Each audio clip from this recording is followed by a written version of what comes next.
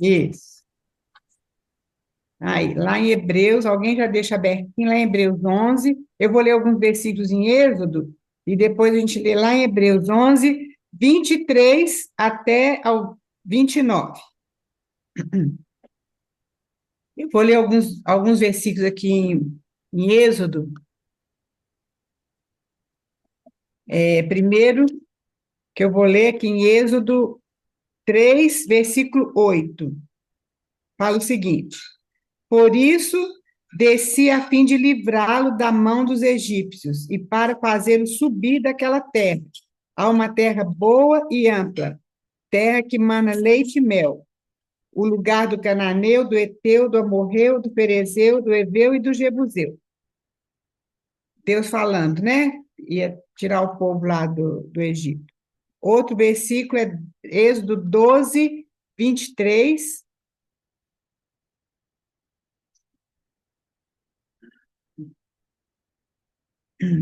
Porque o Senhor passará para ferir os egípcios. Quando vir, porém, o sangue na verga da porta e em ambas as ombreiras, passará o Senhor pela porta e não permitirá o destruidor que entre em vossas casas para vos ferir. Vamos ler também 12, 26. Quando os vossos filhos os perguntarem: que rito é esse? Respondereis: é o sacrifício da Páscoa ao Senhor, que passou por cima das casas dos filhos de Israel no Egito, quando feriu os egípcios e livrou as nossas casas. Então o povo se inclinou e adorou. E só mais um versículo lá em Êxodo também, no capítulo 12, versículo 42. Esta noite se observará o Senhor, porque nela os tirou da terra do Egito. Esta é a noite do Senhor, que devem todos os filhos de Israel comemorar nas suas gerações. Alguém lê para nós Hebreus aí, 11, 23 até o 29, por favor.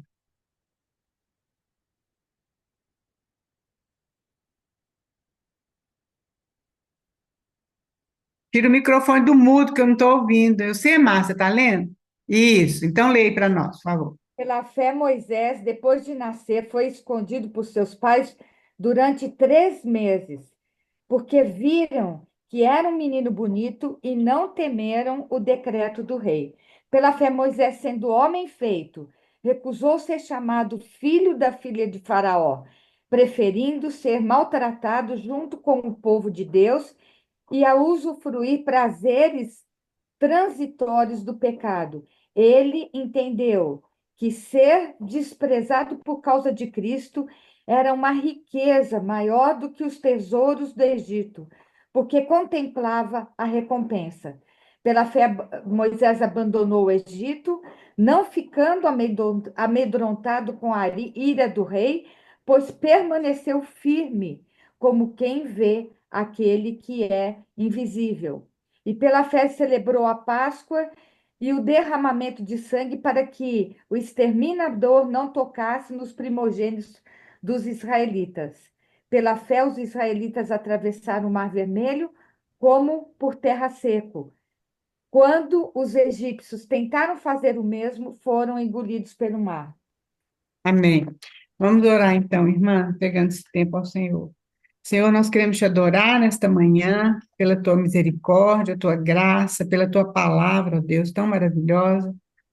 Obrigado, ó Deus, que realmente o Senhor possa usar essa palavra para falar nos nossos corações. Obrigado, ó Deus, que nós temos essa liberdade, temos essa palavra em nossas mãos. Nós te louvamos mesmo, ó Deus, e cumpre mesmo teu propósito nesse tempo.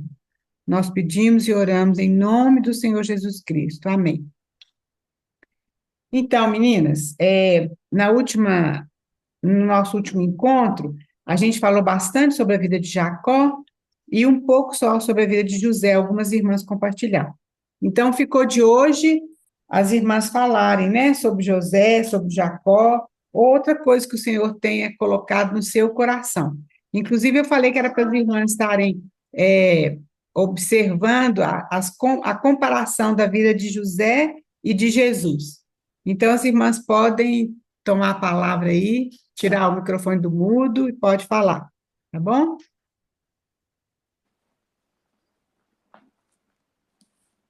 Eu queria só colocar, é muito, bom, eu tenho muita dificuldade de resumir, né, gente? Assim, não é o meu, mas uma das coisas que me chamam a atenção na vida de José é quando a gente lê lá, eu só fui descobrir agora, né, gente, né? Mas graças a Deus, quando a gente lê no Salmo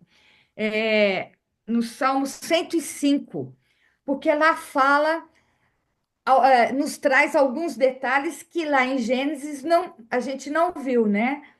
E lá no Salmo 105, é, é, no, no versículo 17, começando ali, fala assim: que Deus, adiante deles, enviou um homem, José, que foi vendido como escravo. Olha só, agora vem os detalhes. Apertaram os seus pés com correntes e puseram uma coleira de ferro no seu pescoço. Agora, o mais para mim, o que tocou meu coração, até cumprisse a profecia a respeito dele e tê-lo provado a palavra do Senhor. Então, gente, quando tem uma profecia, não importa, né, o tempo que ela vai levar para ser cumprida, e a maneira como vai acontecer até ela ser cumprida.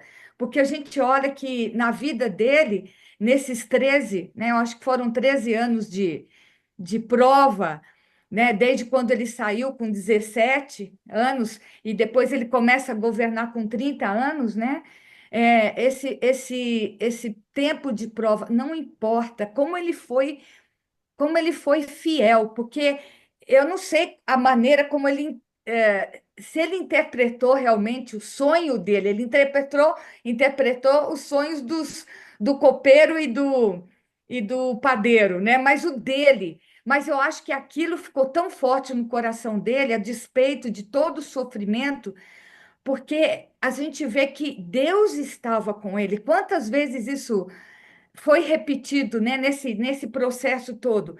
Deus estava com ele. E isso foi visto pelos outros, por Potifar e pelo carcereiro e todos os outros, né? Como que ele, a despeito de todo o sofrimento, eu acho que, para mim, é firmado também no sonho que ele teve, na promessa, né? Aqui em Salmos fala até cumprir-se a promessa a respeito dele. Então existia uma promessa e ele foi fiel em tudo que ele fez e não abrindo mão de ajudar os outros também nesse processo, como foi com. Imagina ele preso se preocupar com os sonhos do copeiro e do carcereiro lá. Não, do copeiro e do padeiro, né? Então, eu vejo assim, como ele não abriu mão. A gente lembra de Daniel também, né? Como o José não abriu mão, né? Do propósito, né? Da sua fé e da promessa mesmo que Deus. Se Deus falou, ele ia cumprir. Então, eu vejo que na vida da gente, muitas vezes a gente se desespera, né? Porque nem sempre o Senhor cumpre a promessa dele rapidamente. Ah, ele falou, amanhã já cumpriu. Não, foi um período preparando José para para um benefício, para preservar a vida, como a palavra diz, né? E, e eu lembrei aqui, eu vi dois versículos que eu queria só deixar. É muita coisa, mas só isso aqui, né? Porque Deus, ele não esquece. Às vezes, a gente passando por privações, ou provações, ou seja o que for, batalhas, a primeira coisa, pô, será que Deus esqueceu da gente? Né? Será que Deus não está lembrando, né, de mim nessa situação?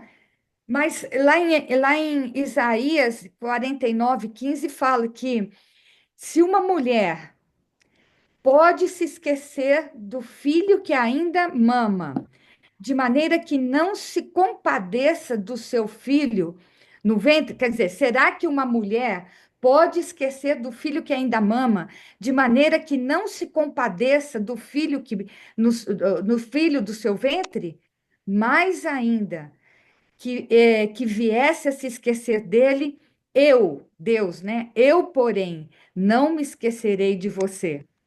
E o Uhum. outro versículo também de Hebreus 6:10 que fala: porque Deus não é injusto para se esquecer do trabalho que vocês fizeram e do amor que mostraram para com o seu nome, pois vocês serviram e ainda estão servindo os santos. Então, Amém. assim, isso é uma marca na vida de José, né? É uma das coisas, né? São tantas coisas que chamam a atenção da gente na vida dele, mas a fidelidade dele, a maneira como ele serviu e tudo que ele fez com excelência, Uhum. né? Parece que ele se esqueceu que ele era um escravo. Ele nem, né? A maneira como ele agia, ele não pensou ali, não fazia, as circunstâncias não moveram José, e sim a promessa, né? Então, isso ficou muito forte no meu coração, uma das coisas, né, na vida de José.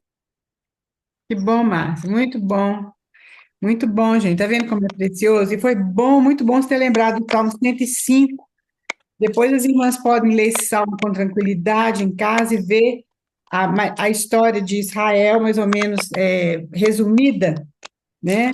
Aí as irmãs leem, você completa, né, aquilo que a gente está estudando, né? A palavra de Deus. É muito lindo isso. Muito bom. Alguém mais?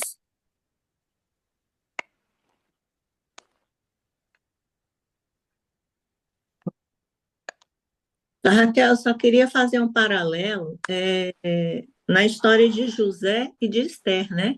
É. São pessoas que o Senhor colocou no lugar certo, na hora certa, para fazer o que aprove a Deus e salvar o povo de Deus, né?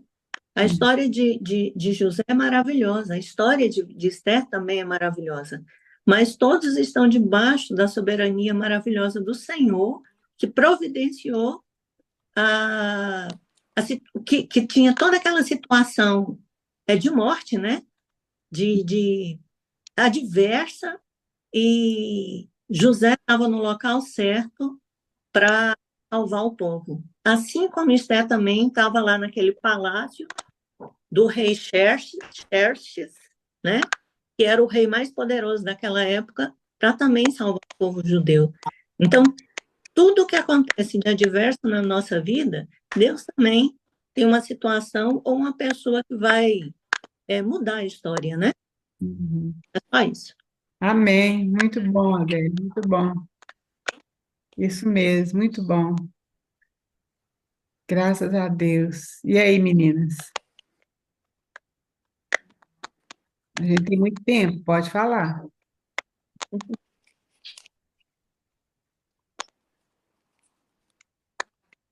Alguém descobriu alguma semelhança da vida de José com a de Jesus?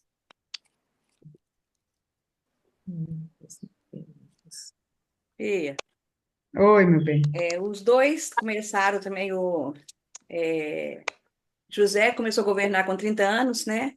Jesus começou o ministério dele com 30 anos, não Uhum. é isso? Isso. Deixa eu ver aqui onde está. Aqui, ó, Gênesis, né? Uhum. 41, 46. Era José da idade de 30 anos quando se apresentou a Faraó do Egito e andou por toda a terra do Egito. Então, quer dizer, começou com 30 e Jesus também, né? Uhum.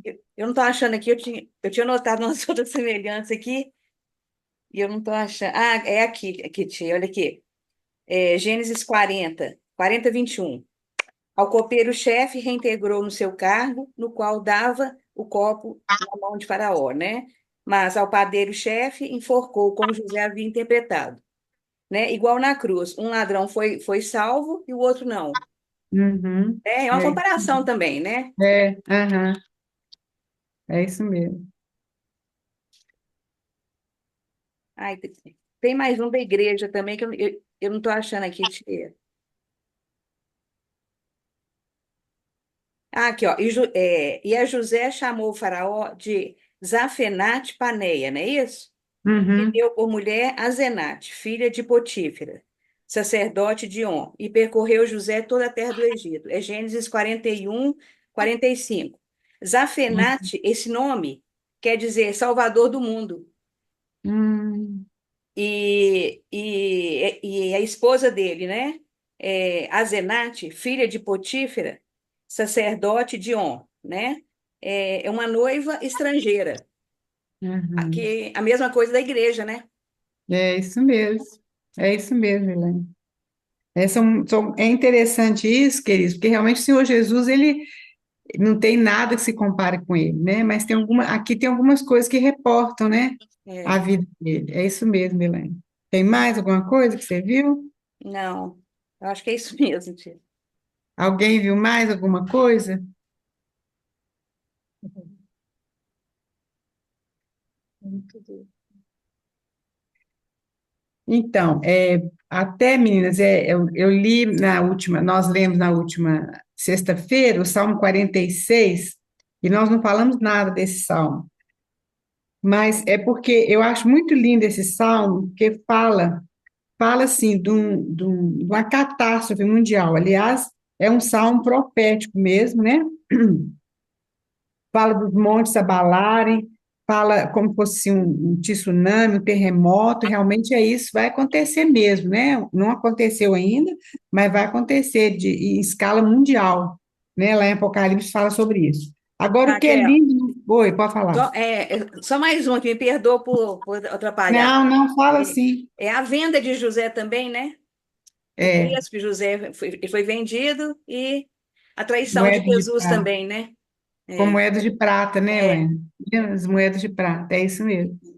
São muitas semelhanças, né? é, Tem outra também que ele foi odiado pelos irmãos. é. E o Senhor Jesus também foi odiado pelos irmãos, os judeus, né? Os fariseus, ele foi odiado também. Eles tramaram contra ele, fizeram isso também com o Senhor Jesus, né?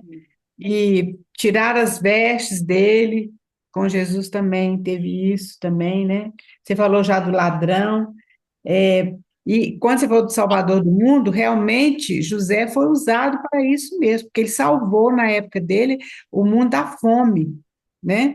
Então ele reinou mesmo assim, ali com Faraó, é aquilo que o Senhor também vai reinar, né? E aí depois ele fala que José é ramo frutífero, né? E o Senhor Jesus, ele é a videira verdadeira, né? Então, tem várias comparações, é muito lindo a gente ver isso. É claro que nada, como a gente falou, nada se compara ao Senhor Jesus, mas tem muitas coisas que são semelhantes, né? E aí, então, ó, se vocês lembrarem de mais coisas, vocês podem falar, não tem problema nenhum interromper, não, viu, querido? Nós estamos aqui, assim mesmo, para a gente ter comunhão nesse assunto assim. Esse Salmo, então, 46 é um salmo profético, fala sobre um terremoto mundial, fala sobre um tsunami, depois vocês leem lá com atenção. Mas o que eu acho, não, né? O que os irmãos falam, que eu acho muito lindo mesmo, é que é falado assim: olha, o Senhor dos Exércitos está conosco, o Deus de Jacó é o nosso refúgio. Porque não fala que o Deus, podia ter falado Deus de Israel, que Israel é príncipe, né? Nós vimos que o nome de Jacó foi trocado, mas fala o Deus de Jacó, que é enganador, porque realmente esse é o nosso nome. E Deus, ele está conosco, porque ele nos comprou. Mesmo a gente sendo enganador, ele nos comprou. Então é muito lindo quando faz uma comparação nesse salmo, que fala as águas estão tumultuando, espumejando, e na sua fúria os montes estão estremecendo. Aí no 4 versículo fala, no 4, 46, 4 fala o seguinte: há um rio cujas correntes alegram a cidade de Deus. É muito linda essa comparação, porque a gente vê o contraste entre essa e o que está acontecendo no mundo, né? Essa catástrofe acontecendo no mundo, mas há um rio que corre do trono de Deus, que alegram a cidade de Deus.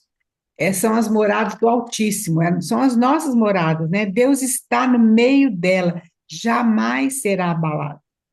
Olha que coisa linda. Deus ajudará desde antemanhã. Aí fala que bramam nações, reinos se abalam, ele faz ouvir a sua voz e a terra se dissolve. Aí fala, o Senhor dos exércitos está conosco.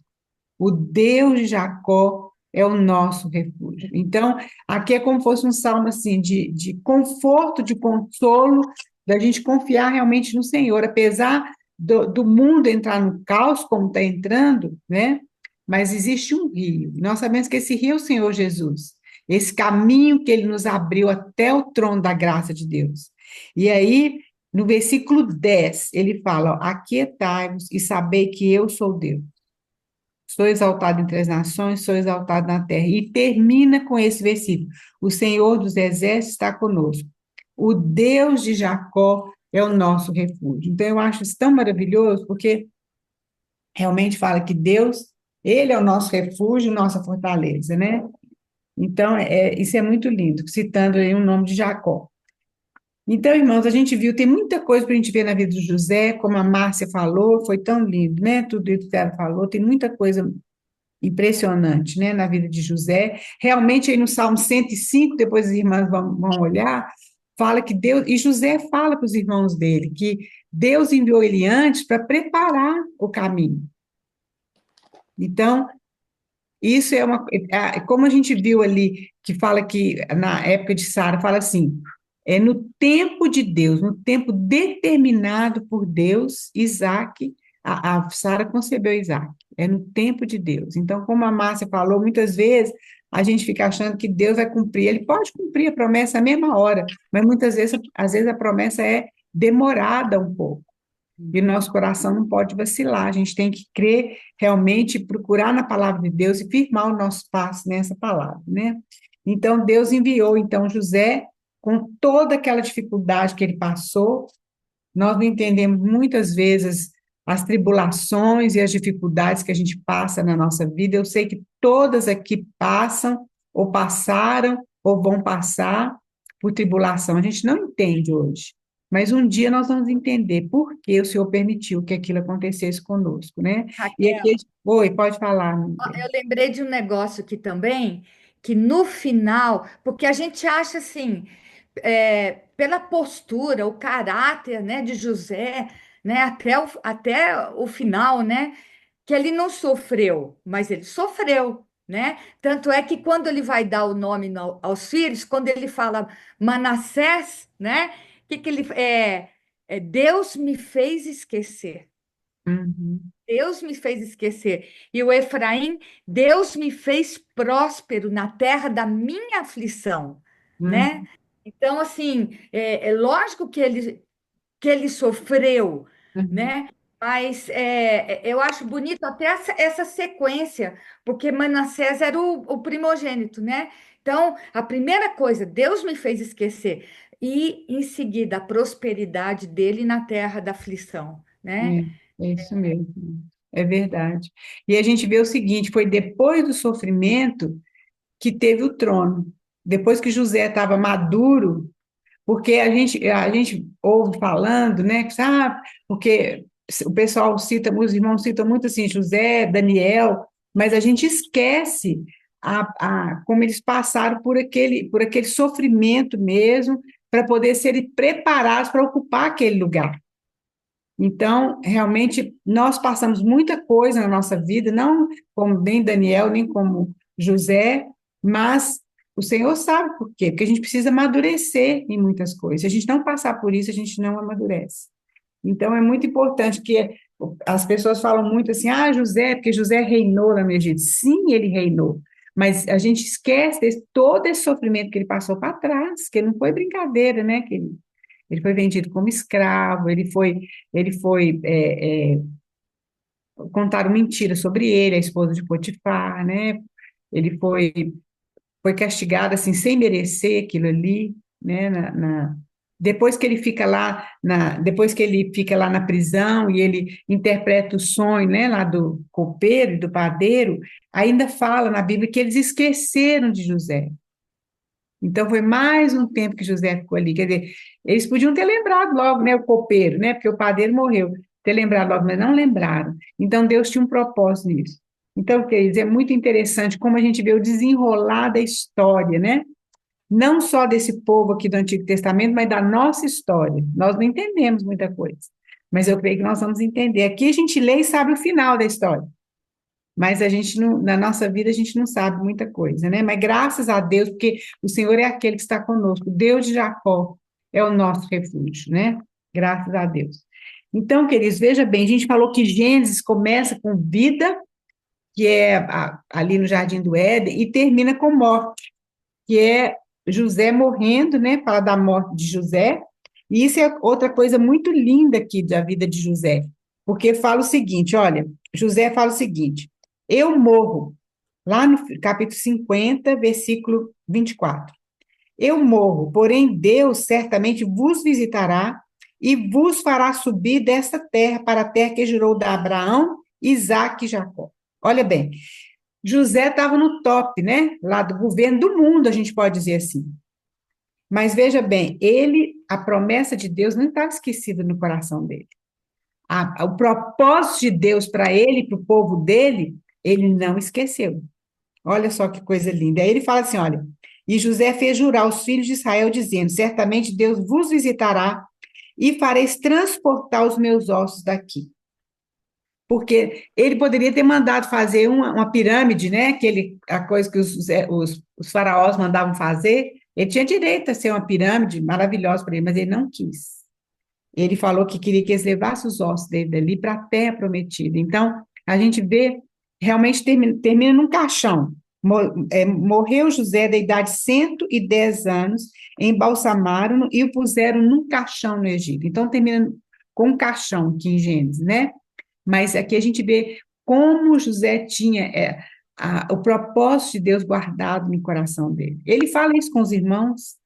Ele não fala só, olha, olha só onde que eu cheguei aqui, né? Olha meu posto, minha posição, como é que eu sou importante. Não, ele fala, eu estou aqui porque ele tinha que cumprir um propósito de Deus para a vida dele.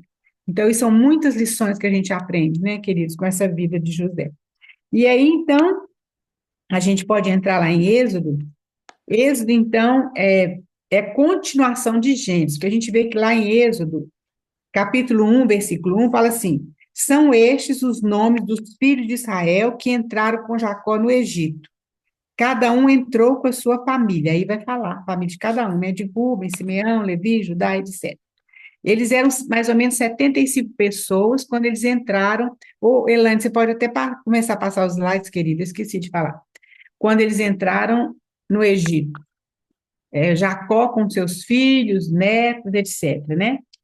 E aí, quando eles saem mais ou menos 600 mil homens. A gente sabe que como que Deus fez prosperar o povo ali, né? No Egito, que era a promessa do Senhor aqui, né?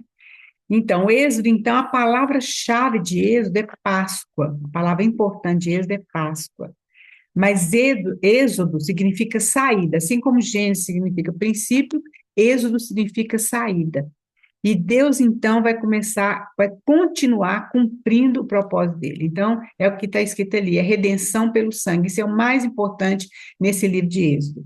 E a gente vê, então, que esse livro de Êxodo, ele começa com tristeza mesmo, o povo escravo, que fala que levantou um faraó, um rei, que não conhecia José. E como o povo de Deus, os judeus os israelitas estavam multiplicando demais, esse rei, esse faraó, ficou temeroso, e então os escravizou. Olha bem, então começa com escravidão, Êxodo, mas se a gente for lá para o final de Êxodo 40, a gente vê que termina com glória, porque é a nuvem sobre o tabernáculo. No final de Êxodo, Deus já tinha mandado construir o tabernáculo, eles já tinham construído o tabernáculo, e aí fala assim, olha, então lá no Êxodo 40, 34 em diante. Fala assim, então, a nuvem cobriu a tenda da congregação, que é o tabernáculo, e a glória do Senhor encheu o tabernáculo. Moisés não podia entrar na tenda da congregação, porque a nuvem permanecia sobre ela, e a glória do Senhor encheu o tabernáculo. Quando a nuvem se levantava de sobre o tabernáculo, os filhos de Israel caminhavam avante em todas as suas jornadas. Se a nuvem, porém, não se levantava, eles não caminhavam, até o dia que ela se levantava. De dia a nuvem do Senhor repousava sobre o tabernáculo, e de noite havia fogo nela, à vista de toda a casa de Israel em todas as suas jornadas. Então, veja só, o livro de Êxodo, então, começa com escravidão, com tristeza, com escuridão, com morte das crianças, né, dos menininhos, mas termina com a glória de Deus. Então, isso é muito lindo também. E aí, então, nós já falamos que é a sequência, né? E aí Deus já tinha falado isso com Abraão. Lembra? Alguém falou sobre isso, a gente até deu uma explicação, né? Um pouco sobre quando Deus faz aquela aliança com Abraão, lá em Gênesis 15, alguém abre lá para nós? Deus já tinha falado isso para Abraão, que o povo iria ficar cativo 400 anos no Egito, e foi exatamente o que aconteceu. Gênesis 15, 13 e 14. Deixa eu só falar. Gente, eu acabei de ler Êxodo e isso me marcou demais, porque, meu Deus, aquele povo, eles viam a Deus. Eles tinham a segurança de Deus estar com eles. E eles viam a Deus todos os dias. A gente vê, assim, um Deus tão zeloso, e em Êxodo fala, eu sou um Deus zeloso. E eu fiquei muito impactada com eles, assim, quando Deus quer ministrar nosso coração, a gente fica muito impactado, né? Mas assim, meu Deus, um dia essa fumaça saiu desse lugar, não sei se essa fumaça acompanhava o tabernáculo e acompanhou até a volta de Jesus, mas o Senhor, o Deus Todo-Poderoso descia e habitava com o povo. Isso é muito lindo, gente. É muito lindo ver o zelo de Deus por esse povo, o cuidado de Deus de se mostrar, de se revelar para esse povo, diante da sua grandeza, da sua soberania, porque se alguém chegasse perto, morria. Mas mesmo assim, ele estava lá, se revelando. Isso é lindo demais. É igual hoje, né? Hoje, Lana, nós temos ainda mais do que isso, nós temos ele habitando em nós. Porque naquela época Jesus não tinha vindo, é claro, né? E aí, realmente, tabernáculo significa habitar, habitação. Então, fala que Deus tabernaculou, né, com o povo. Então, a vontade de Deus sempre é habitar com o seu povo, ter comunhão conosco. Nós que temos o coração endurecido. Então, desde aquela época, ou antes disso, né, Abraão, lá com Adão, sempre Deus se revelando, até chegar no Novo Testamento, que o Senhor Jesus veio, morreu, ressuscitou e mandou o Espírito Santo, que agora habita dentro de nós. Isso é uma coisa tremenda. A gente pensar, isso é uma coisa tremenda, gente, porque, como você falou, o povo antigamente, antes de Cristo, o povo não podia chegar diante de Deus de qualquer jeito, como nós chegamos hoje, em oração. Nós chegamos diante de Deus em qualquer momento, qualquer hora, porque Jesus abriu esse caminho, mas eles não podiam chegar. Então, porque realmente Deus é um Deus zeloso, um Deus santo. Quem chegasse ali, olha, os sacerdotes, quando eles entravam no Santo dos Santos, eles entravam com uma cordinha, né? Porque se eles entrassem lá com pecado, eles morriam na hora, no Santo dos Santos. Era só o sacerdote que entrava uma vez por ano, para pedir perdão pelos pecados do povo. Agora, hoje, a gente pode entrar todo segundo, todo minuto, todo tempo, e nós, muitas vezes, desprezamos isso, não damos atenção devida a isso. E aí, acho que foi a Alana mesmo que perguntou na sexta passada, igual você vê lá em Gênesis 15, Deus já tinha falado com Abraão, ó, 15, 13 e 14. Então lhe foi dito, sabe com certeza que a tua posteridade será peregrina em terra alheia, e será reduzida à escravidão, e será afligida por 400 anos. Mas também eu julgarei a gente que tem que sujeitar-se, e depois sairão com grandes riquezas. Isso tudo aconteceu, porque tiveram as pragas, e quando eles estavam para sair, eles pediam, Deus mandou eles pedirem para os vizinhos, tudo que os vizinhos podiam dar para eles adorarem a Deus. e eles saíram cheios de riqueza. Foi com essas riquezas que eles construíram o tabernáculo. Depois, vocês podem ler lá com cuidado, em Êxodo, o candelabro candelabro era feito de ouro maciço, maciço, era uma peça só. E as outras coisas todas eram de ouro, e poliada a ouro, e essas coisas todas. Então, foi essa riqueza que eles tiraram de lá, porque eles eram escravos, eles não tinham essas riquezas.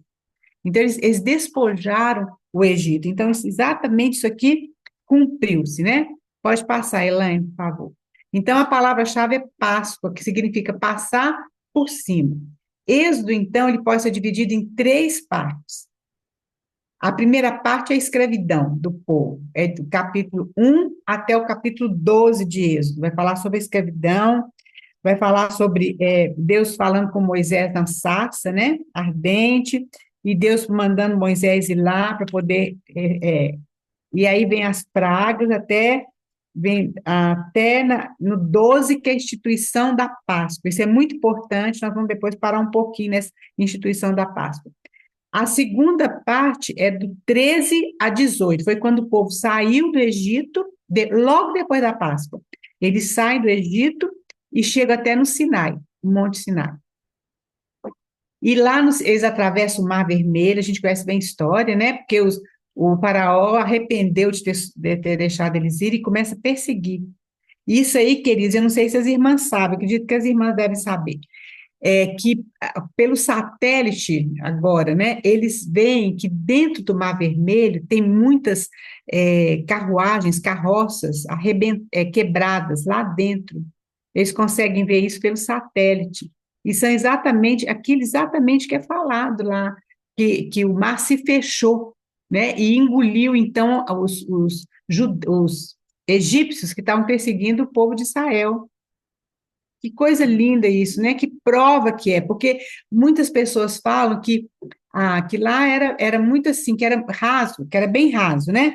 Que o pessoal atravessou lá perto, que era bem raso.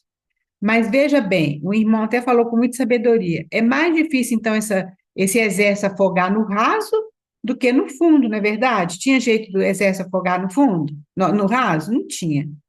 E hoje, então, há uns anos atrás, eu vi isso pela internet. Esse satélite filmou, e lá no meio, lá dentro, no fundo do Mar Vermelho, tem várias carroças eu não sei se a gente fala carroça, mas biga, né, que falava antigamente, não sei, as rodas, tudo lá emperrado, lá no fundo do Mar Vermelho. E só pode ser nessa questão, né, quando ele estava atravessando o Mar Vermelho. Então, de 13 a 18 é quando o pessoal sai do Egito, sai correndo, né? E aí tem a consagração dos primogênitos, e aí vem a perseguição, a passagem pelo Mar Vermelho, nós conhecemos bem essa história. É importante vocês lerem isso, né? Deus começa a mandar o maná, e eles chegam, então, lá no capítulo 18, que então nomeia os auxiliares, e aí chegam no Monte Sinai. E a terceira parte é do 19 ao 40, que eles ficam no Monte Sinai. Eles ficam ali ao pé do Monte Sinai praticamente um ano. Eles ficam acampados ali. Porque, veja bem, quando eles saem do Egito, ali fala que é um misto de povo, né? É uma mistura de povo que sai dali. Mas Deus, ele quer formar uma nação. Então, por isso, o Senhor começa a dar as leis ali do Monte Sinai, falar como que eles tinham que ser conduzidos, que eles tinham que ser um povo diferente do resto dos povos do mundo. Então, Deus começa a dar as leis, tem as leis de Levíticos, e a gente vai ver, então, que eles ficam ali um ano, quase um ano, no Monte Sinai, acampados em volta do Monte Sinai. Moisés fica 40 dias lá em cima, como a gente sabe, tem a primeira tábuas da lei, depois tem aquela questão do bezerro de ouro, Moisés quebra as tábuas da lei, depois tem a segunda tábua da lei, e aí então Deus ordena fazer o tabernáculo. É muito importante que as irmãs leiam, e esse tabernáculo, cada coisa aponta para o Senhor Jesus também. Hoje não vai dar tempo da gente ver isso, mas eu acredito que na próxima sexta nós vamos conseguir ver como isso é lindo. E Deus então começa a formar essa nação. Deus começa a organizar como eles vão se acampar. Menina, se a gente começar a pensar que esse povo ficou no Egito 400 anos e eles continuavam sabendo que tribo cada um era, isso é muito, muito importante.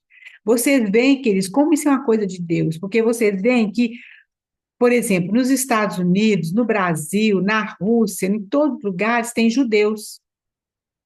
Eles nasceram lá, eles nasceram aqui, mas eles sabem que eles são judeus. Eles são judeus brasileiros, judeus americanos, judeus alemães, judeus. Eles sabem. O que que é isso? Isso é o cuidado de Deus de preservar esse povo, porque Deus tem um propósito com esse povo. Isso é um milagre de Deus. É um milagre de Deus essa nação ter ressurgido novamente em 1948. Isso não existe pelos sociólogos. Uma nação que desaparece por 300, 400, 500 anos, ela não volta mais a existir. Mas isso aconteceu com Israel, mais de 1000 anos, 1000 anos. E essa nação ressurge, queridos, da cinza. Por quê? Porque isso é um milagre de Deus, porque Deus tem um propósito nisso. Então, isso é muito importante você pensar como que eles sabiam de que tribo que eles eram. E Deus, então, organiza o acampamento.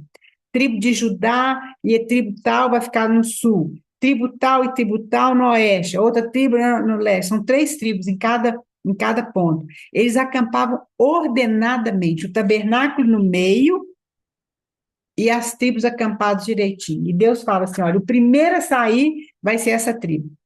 Essas tribos vão ser as primeiras a sair, quando for começar a caminhar. Era tudo muito organizado, muito organizado. Por quê? Porque isso era um plano de Deus. As coisas não eram feitas bagunçadas. As coisas eram feitas organizadas e também era um milagre isso acontecer, queridos. Era gente demais caminhando ali no deserto. Vocês já pensaram isso? Aí, então, Deus começa a formar esse povo. Pode passar, Elaine, por favor. Aí, essa parte da escravidão, que é Jacó e seus filhos vão para o Egito, que nós acabamos de ver, Deus multiplica demais. Eles entraram, mais ou menos, eram 75 pessoas quando entraram no Egito, e eram 600 mil homens quando saiu, só homens, sem contar mulher, nem criança e nem os velhos. Eram mais ou menos 600 mil homens. O povo israelita, então, foi escravizado por Faraó, nós vimos isso, né? Faraó, essa história nós conhecemos toda, mandou matar os meninos recém-nascidos. Olha bem o intento do inimigo querendo frustrar o propósito de Deus. Como ele matou lá o Abel, agora está querendo matar o que cumpriu, o que tirar o povo de lá, né? E matou as crianças, né? E Deus preparou um Salvador, que foi Moisés. Joquebede, a mãe de Moisés, cuidou dele, certamente ensinou-lhe sobre Deus e seu propósito. Veja bem, eu fico também pensando na vida de Joquebede, porque vocês veem, queridos, que Moisés não ficou muito tempo com a mãe dele. Logo ele foi levado para princesa no Egito. E Joquebede, ela conseguiu, é claro que foi Deus também, conseguiu colocar no coração de Moisés o povo que ele era, o propósito de Deus. Porque a gente vai ver lá em Atos, que fala o seguinte, que Moisés entendia, antes dele matar o egípcio e ter que fugir, ele entendia que ele ia ser o libertador. Veja bem, ele sabia que ele não era do povo de Faraó, do povo lá do Egito. Ele sabia que ele era israelita. Então eu fico muito admirada da mãe de de Moisés, como ela conseguiu colocar isso no coração de Moisés e na mente dele. Ele sabia, olha só, como que isso é importante, que ele provavelmente, Moisés deve ter ficado com ela até uns 7 anos, não sei, talvez seja uns 7 anos, né? Mas esse papel de Joquebede é muito importante, muito importante. E pode passar, Elaine, por favor. Essa é a primeira parte da escravidão. E continua sendo escravidão. Moisés, ele era erudito, porque ele foi criado na ciência do Egito. Naquela época, o Egito era a nação top do mundo. Na questão científica, na questão cultural, eles eram top, né? Ele passou 40 anos no palácio. A vida de Moisés é dividida de 40, 40, 40. 40 anos no palácio, 40 anos no deserto e 40 anos levando o povo do Egito para Canaã. da mesma forma de José, Deus permitiu que Moisés fosse criado no palácio, porque ele precisava de muito ensinamento dali para conseguir conduzir aquele povo. Mas aquilo ali não contaminou Moisés, porque, veja bem, quando ele escreve Gênesis, é claro que tudo foi inspirado por Deus, mas porque os egípcios, eles achavam que o mundo foi criado através do Nilo, do rio Nilo, que a vida tinha saído do rio Nilo. Mas quando Moisés escreve Gênesis, é aquela maravilha que nós sabemos, né? Então, ele foi criado ali na ciência do Egito durante 40 anos. Mas aquilo ali não contaminou Moisés. Ele sabia o propósito da vida dele. Queridos, isso é outra lição para nós, muito importante, muito importante. E depois, ele ficou 40 anos no deserto cuidando de ovelhas, porque ele fugiu, foi parar lá com o sogro dele, né, lá em Midian, casou com a mulher lá em Midian, teve 2 filhos, e ele então passou 40 anos cuidando de ovelha no deserto, sem fazer nada, Deus preparando o Moisés. Ficou lá 40 anos, a gente fica pensando, gente, mas que desperdício de tempo, né? Por que não foi de novo lá para o Egito, já libertou esse povo de uma vez? Não, Deus tem um propósito dele, Deus tem a hora certa, a época certa. E depois, então, ele passou mais 40 anos levando o povo do Egito até para Canaã. Deus chamou, então, Moisés através da sarça, que queimava e não se consumia. Essa sarça, queridos, é uma plantinha que tem no deserto, ela queima muito fácil, isso é muito comum acontecer no deserto, porque a madeira dela, com o calor, o deserto é muito quente, ela pega fogo muito fácil. E aí ela, ela dissolve assim, num minuto. Mas aquela sarça era diferente, ela pegava fogo, mas ela não dissolvia. Então, o que Deus queria ensinar para Moisés? Ele queria ensinar para Moisés o seguinte, que Moisés era uma sarça qualquer, como nós somos, que a gente queima e vira cinza. Mas quando o Senhor está ali naquela sarça, é diferente. Ela queima, mas ela não se consome.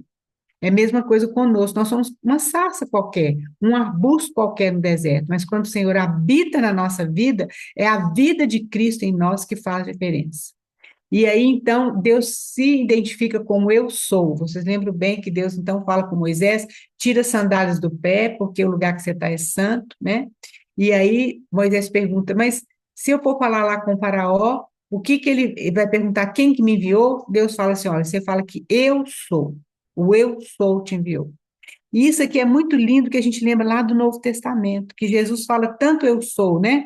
Eu sou o caminho, a verdade e a vida, eu sou a videira verdadeira, eu sou a ressurreição e a vida. Aí você vê que o Novo Testamento complementando o Antigo Testamento, né? E aí nós sabemos que Moisés e Arão vão até Faraó, e Deus endurece o coração de Faraó, mas primeiro Faraó que tinha endurecido o coração dele, né? O próprio coração. E aí vem as pragas, nós sabemos bastante. Cada praga dessa é Deus exercendo o juízo dele sobre os deuses do Egito, que haviam muitos deuses. Cada praga dessa. Depois vocês podem olhar com cuidado. É Deus exercendo o juízo dele contra os deuses egípcios, né? E aí pode passar, Elaine, por favor. E aí, então, essa parte aqui é uma parte muito importante, eu não sei nem se vai dar tempo da gente vencer essa parte, porque fala a Páscoa, queridos, nada mais é do que apontando para o Senhor Jesus Cristo. Nós vamos lembrar que em Gênesis foi o pecado do homem. Agora, Êxodo vai ser essa remissão do pecado, Deus mostrando como vai ser essa remissão do pecado. Nós vimos que lá em Gênesis teve o cordeiro imolado, Deus manda Abraão imolar seu filho, né, que não imola assim, literalmente, mas um cordeiro é colocado no lugar.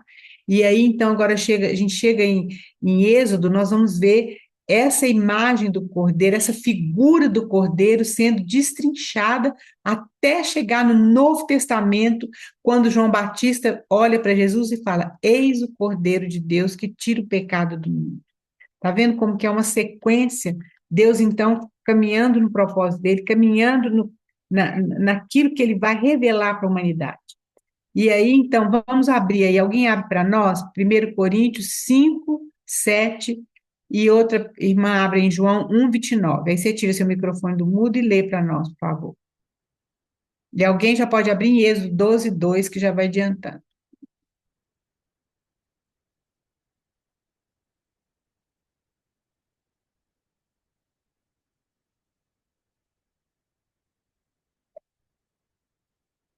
Alguém achou aí? 1 Coríntios 5:7?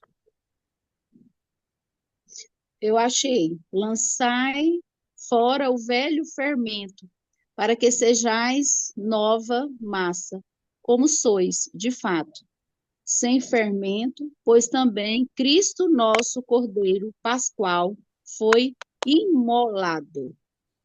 Isso mesmo. Aí está falando do fermento, porque quando vocês forem ler a questão da Páscoa, Deus vai falar que eles tinham que limpar a casa de todo fermento, de tudo aquilo que era fermentado, né? O pão não podia ter fermento, era um pão duro mesmo, sem fermento que eles comiam, porque o fermento, ele dá uma ideia de uma coisa que não é natural. Quando você coloca o fermento no bolo, ele faz o bolo crescer, não é assim?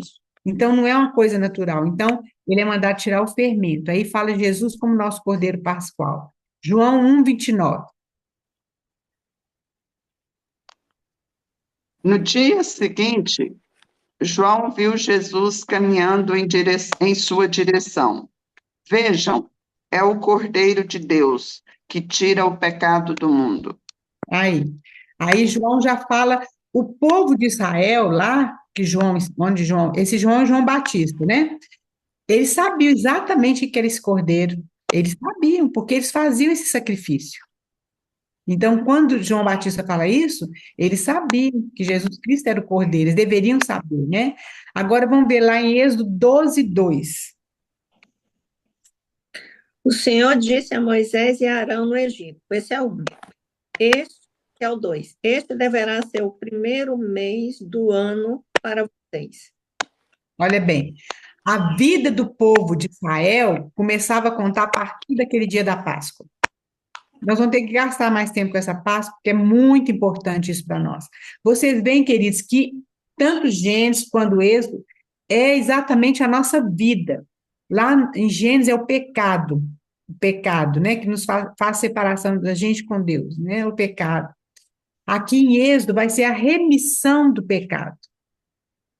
É como se como o povo de Israel estava escravizado lá no Egito, é a mesma coisa da gente ser escravizado pelo mundo. A gente estava no mundo. O Egito representa esse mundo.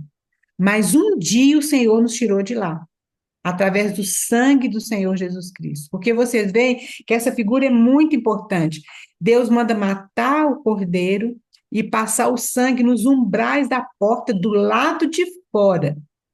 Porque quando o anjo passasse ali, ele não ia entrar naquela casa para trazer morte. O lugar que não tivesse esse sangue passado no umbral da porta, o primogênito que estava ali dentro daquela casa, tanto de animal quanto de homem, iria morrer. Então, por isso que é importante a gente estudar isso mais separado, porque isso representa o Senhor Jesus Cristo, esse sangue sendo passado no nosso coração, na nossa vida. Então, nós somos salvos por esse sangue do Senhor Jesus, né? Então, a vida do povo de Israel começa a contar a partir desse dia que eles saem do Egito e, e participam da Páscoa, né? Nós vamos ver que é um cordeiro só que é imolado, a gente vê como que isso é exatamente apontando para o Senhor Jesus Cristo. E na nossa vida hoje, quando a gente sai do Egito, a nossa vida para Deus começa a ser contada. Logo que a gente recebe o Senhor Jesus Cristo, vai ser contada até a eternidade, quando a gente estiver com Ele. Então, isso é bem importante. Olha, a nossa vida principia na cruz e corre para a eternidade, né? E era necessário aspergir esse sangue do lado de fora. Não era uma questão de sentimento, nem pensamento, nem aquilo que eu achava. Porque é uma coisa assim, meio fora do normal. Você pegar aquele sangue e passar do lado de fora da sua porta, você tinha que fazer aquilo pela fé. É exatamente o que a gente faz hoje, né? Tanto que Paulo fala que o evangelho é loucura para aqueles que se perdem, mas para nós que somos salvos é o poder de Deus. Então, era necessário fazer aquilo. não é uma questão de sentimento nem de pensamento, era questão de fé e de obediência, como nós já falamos sobre isso, né? Alguém pode ler lá em 1 Pedro 1,18, por favor? Sabendo que não foi mediante coisas corruptíveis, como prata ou ouro, que foste resgatados do vossos fútil procedimento que vossos pais vos legaram. Isso mesmo, mas pelo sangue, pode continuar aí, Damiana. Acho que o 19 tanto fala, mas pelo sangue do Cordeiro. Mas pelo precioso sangue como de cordeiro, sem defeito, sem mácula, o sangue de Cristo. É, Continua. exatamente. Isso. Pronto. Olha bem, quando Deus manda, vou deixar essa tarefinha para a gente fazer, a instituição da Páscoa, ela é no capítulo 12 de Êxodo, o capítulo todo 12 de Êxodo, as irmãs vão ler e vão ver como que isso aqui aponta para o Senhor Jesus Cristo, né? O cordeiro tinha que ser sem defeito, ele não podia ter defeito. Eles iam comer isso com ervas amargas e com pão sem fermento.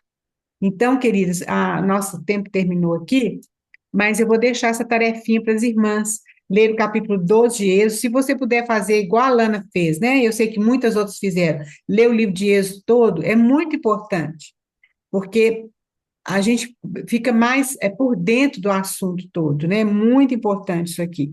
E nós vamos estudar, então, essa instituição da Páscoa, porque é muito importante também que a gente fique sabendo os detalhes aqui. E a gente vai, se der tempo também, na próxima encontro nosso, nós vamos falar um pouquinho sobre o tabernáculo. E nós vamos ver como cada coisa que Deus mandou fazer no tabernáculo, como que lembra o Senhor Jesus Cristo. E são coisas, figuras muito importantes para nós e muito lindas também. Então, queridos, eu vou ficar essas duas tarefas para as irmãs durante essa semana. Vamos terminar, então, com oração. E aí, a irmã que quiser falar alguma coisa, completar ou falar, né, alguma coisa aqui, ou perguntar, é agora, tá? Vamos orar, então. Alguém tira seu microfone do mudo e ora para nós, agradecendo a Deus por esse tempo, porque nós temos essa remissão pelo sangue, porque o Espírito Santo habita em nós, né? E nós podemos ter acesso a esse Deus poderoso, maravilhoso, todo o tempo. Alguém ora para nós aí, por favor.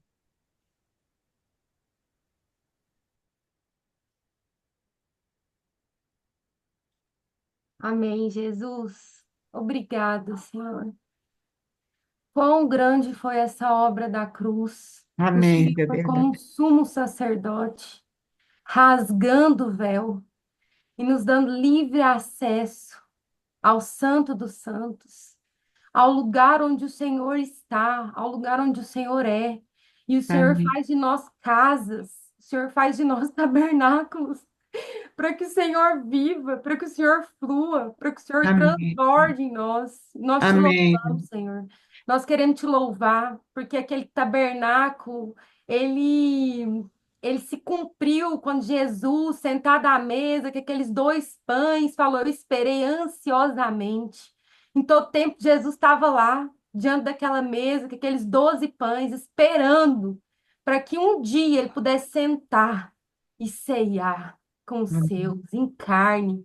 E hoje nós podemos viver a plenitude de estar com Ele, sentado à mesa, amém, desfrutando dessa presença gloriosa do Filho de Deus, que abriu acesso ao trono de Deus, onde flui esse rio que nos lava, que em meio a tempestades e abalos, nós estaremos seguros. Nós amém, estaremos seguros. Então, nós te louvamos, Senhor.